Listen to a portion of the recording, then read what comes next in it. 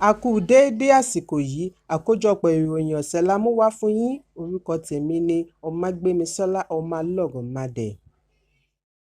Àjọ ọ̀tẹlẹ̀múyẹ́ DSS ti gba ìyọ̀ǹda ààrẹ ẹgbẹ́ òṣìṣẹ́ NLC Joe Ajaero ní ó kù díẹ̀ kí wọ́n wọ òru mọ́júmọ́ ọjọ́ kejì tí àgbájọwọ́ òṣìṣẹ́ fi ṣe gbèdéke fún wọn. Ajìjàǹgbara àti olùdíje du ipò ààrẹ lábẹ́ ẹgbẹ́ òṣèlú African Action Congress Omoyele Sowore ni yóò ṣe ìkéde yìí lórí ẹ̀rọ abánidọ́rẹ̀ẹ́.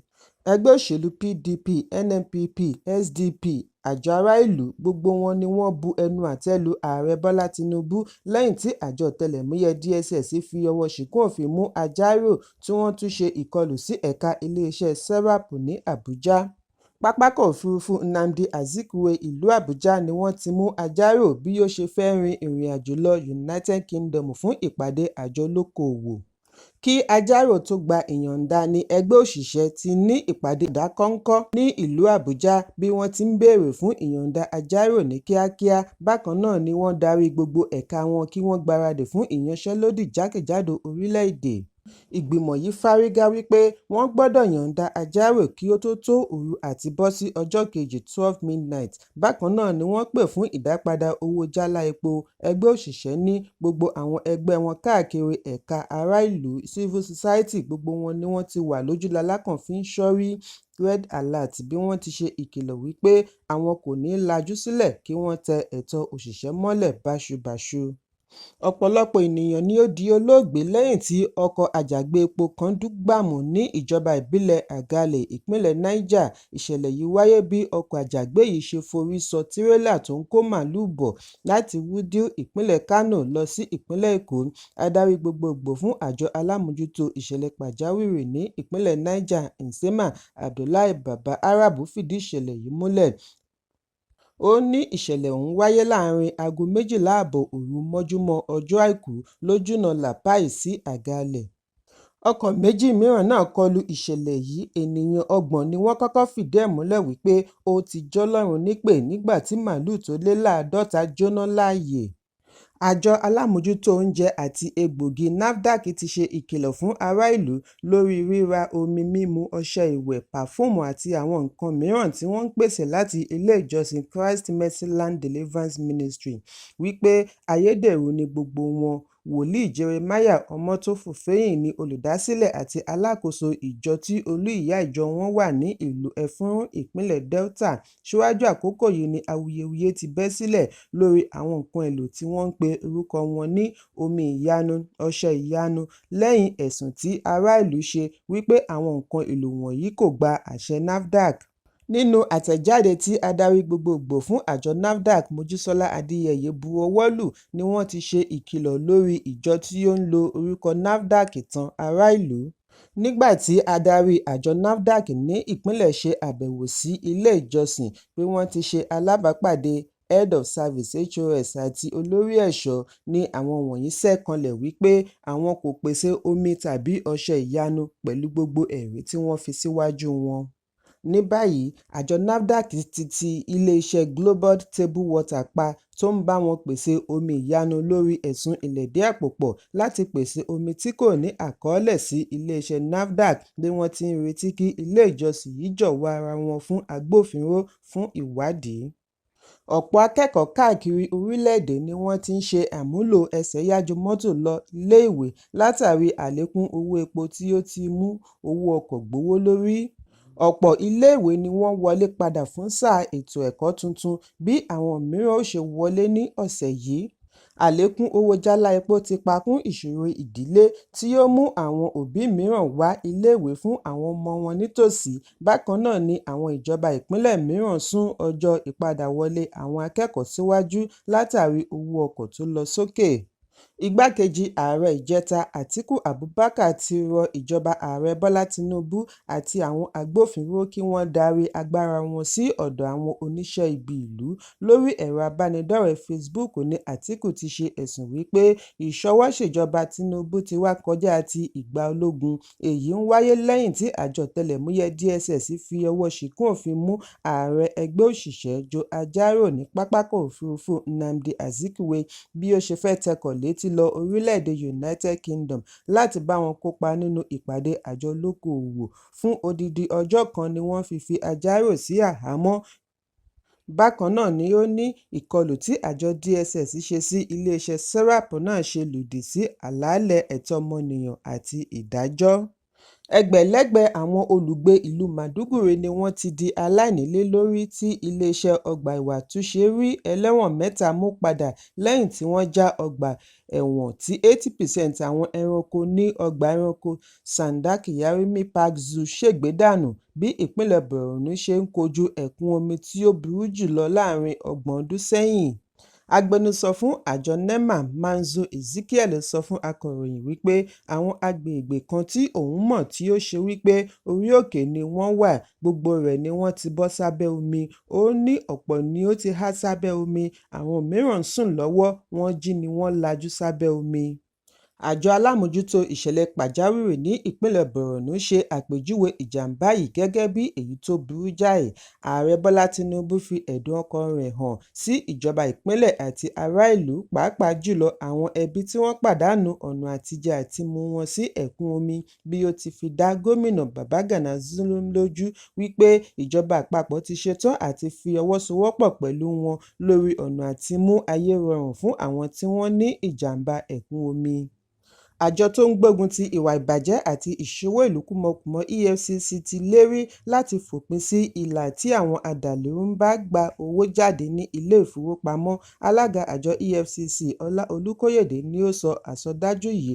Wọ́n ní ìgbésẹ̀ yìí ni wọ́n fi ṣẹ́gun ìṣòro ààbò àti adàlúrú tó ń fojoojúmọ́ le sí i lórílẹ̀-èdè tí wọ́n ti tọpinpin dé ilé ìfowópamọ́ láti lè mú èròǹgbà wọn wá sí ìmúṣẹ ni Olúkóyèdé fi ní àwọn yóò ṣiṣẹ́ papọ̀ pẹ̀lú iléeṣẹ́ ológun bí ó ti ṣàlàyé wípé ìwà ìbàjẹ́ ló ń dá ìṣẹ́ sílẹ̀ tí ó mú àwọn aláìníṣẹ́ kan máa gba iṣẹ́ adàlúrú àti ìjínigbé. Wọ́n ní bí àwọn bá dí ọ̀nà tí adàlúrú ń gbà rí owó gbà, èyí yóò ṣe àdínkù sí iṣẹ́ àwọn ọ̀daràn. Ìwà ìbàjẹ́ ni gbòǹgbò ẹ̀ṣẹ̀ tó ń ṣe àlékún sí ìṣòro ààbò orílẹ̀-èdè. Àsìkò ti tó fún ọmọ orílẹ̀-èdè láti sowọ́pọ̀ gbógun ti ìwà ìbàjẹ́ tó ń dojúkọ ìdàgbàsókè orílẹ̀-èdè. Ààrẹ Ọ̀nà Kakanfò ilẹ̀ Yorùbá Ìbà Gani Adams sọ̀rọ̀ lórí ìbínú rẹ̀ pẹ̀lú ìṣèjọba Ààrẹ Bọ́lá Tinubu bí ó ti sọ wípé Tinubu ti já ọ̀pọ̀lọpọ̀ ọmọ orílẹ̀-èdè tí wọ́n gbé dórí oyè kulẹ̀. Ó bu ẹnu àtẹ́ lu bí ààrẹ ṣe mú ẹ̀ka epo, pàápàá jùlọ àlékún owó epo. Ó ní èyí ti pakún ìṣòro orílẹ̀-èdè bí ó ti ké sí ààrẹ kí ó dá owó epo padà nítorí ọjọ́ ń lọ. Nínú lẹ́tà tí Adams kọ ránṣẹ́ sí Tinubu ni ó ti sọ wípé èmi ló kàn tí Tinubu kọ́kọ́ gbédé nígbà ìgbáradì ìpolongo ìbò.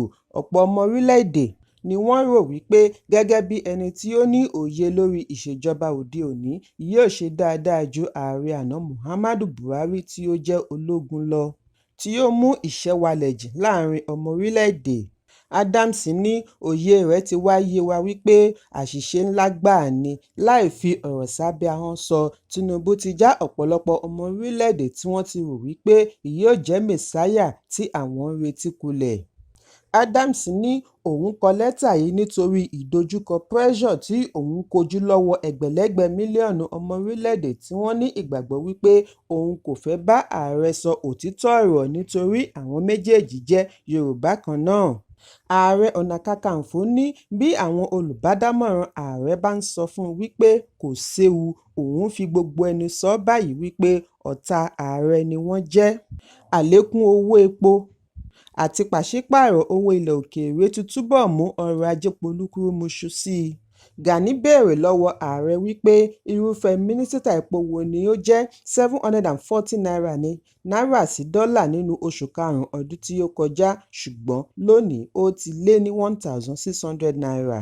Nígbà tí Buhari kúrò lórí oyè, inú ọmọ orílẹ̀-èdè dùn wípé ìṣòro ààbò yóò dohun ìgbàgbé, láìmọ̀ wípé iṣẹ́ ṣẹ̀ṣẹ̀ bẹ̀rẹ̀ ni pẹ̀lú bí àwọn ajínigbé ṣe ń ṣọṣẹ́ káàkiri orílẹ̀-èdè bí ìgbà tí wọ́n ṣẹ̀ṣẹ̀ ṣí wọn sílẹ̀ nínú ọ̀run àpáàdì. láti wá fìyà jẹ ọmọ Nàìjíríà. Adams fi ìṣèjọba Tinubu wé ìgbà ìṣèjọba ológun Adolf Hitler ní Nazi orílẹ̀-èdè Jámánì láàrin 1933 kí ó tó para rẹ̀ ní ọdún 1945.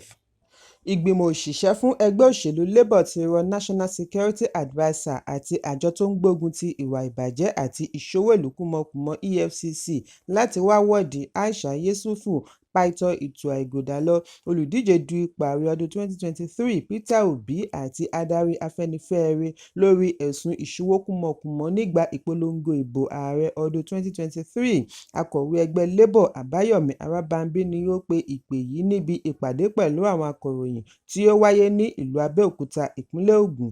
Ó fi ẹ̀hónú rẹ̀ hàn lórí ọ̀rọ̀ tí Yesufu sọ láti gbè lẹ́yìn ara rẹ̀ lórí ẹ̀sùn dídarí owó ìpolongo ìbò ọdún 2023. Ẹgbẹ́ ṣe ẹ̀sùn wípé àwọn wọ̀nyí darí owó tí ó lé ní bílíọ̀nù 12 náírà àti mílíọ̀nù 15 náírà owó tí wọ́n rí ṣàjọ fún ìpolongo ìbò ẹgbẹ́. Nígbà tí ó ń fèsì, Aisha Yesufu ní ṣé àbúrò rò wípé iṣẹ́ òṣèlú dàbí ayé ìgbà tí kò tíì sí ẹ̀rọ ayélujára láti ṣe àkọọ́lẹ̀. Gbogbo ohun tí wọ́n ń ṣe ní ìgbà náà ni wọ́n mú jẹ. Òun jẹ́ ẹni tí ó máa ń ṣe àkọọ́lẹ̀ ohun gbogbo. Alákòóso ètò Obedient Movement Dókítà Yunusa Tanko náà ṣe àpèjúwe ẹ̀sùn wọ̀nyí ní èyí tí kò lẹ́sẹ̀ ńlẹ̀. Ó ní irọ́ pátápátá ni nítorí òun wà níbẹ̀ nígbà tí Yesufu ṣe àgbékalẹ̀ àkọọ́lẹ̀ owó audited account owó ìpolongo ìbò ààrẹ. Owó kankan kò sì sọnù láti àpò ẹgbẹ́.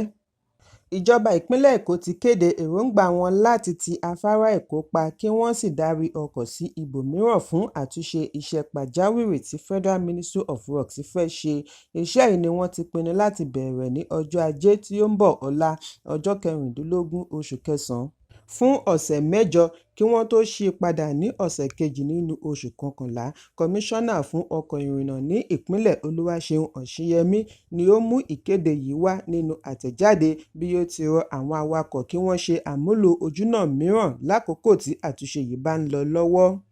Ìkárísọ́ bẹ́ sílẹ̀ ní ìlú Iléṣà, ìpínlẹ̀ Ọ̀ṣun lẹ́yìn ìkéde ìpapòdà Ọwá Òbòkun ilẹ̀ Ìjẹ̀ṣà Ọba Gabriel Arọ́mọláràn.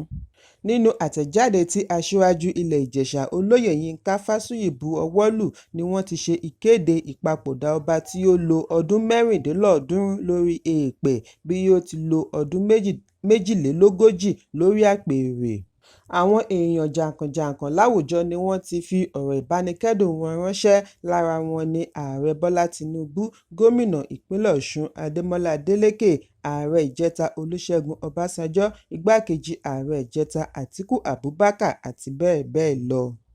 Ìlúmọ̀ọ́ká òṣèré ilẹ̀ Nàìjíríà Fúnkẹ́ Akíndélé ti fi ìdùnnú rẹ̀ hàn sí àǹfààní tí ó ní láti ró ènìyàn 175 àwọn alábàáṣiṣẹ́pọ̀ rẹ̀ lágbára tí wọ́n lọ́wọ́ nínú fíìmù rẹ̀ tó ń bọ̀ lọ́nà tí wọ́n pe àkọlé rẹ̀ ní Everybody Loves Jennifer.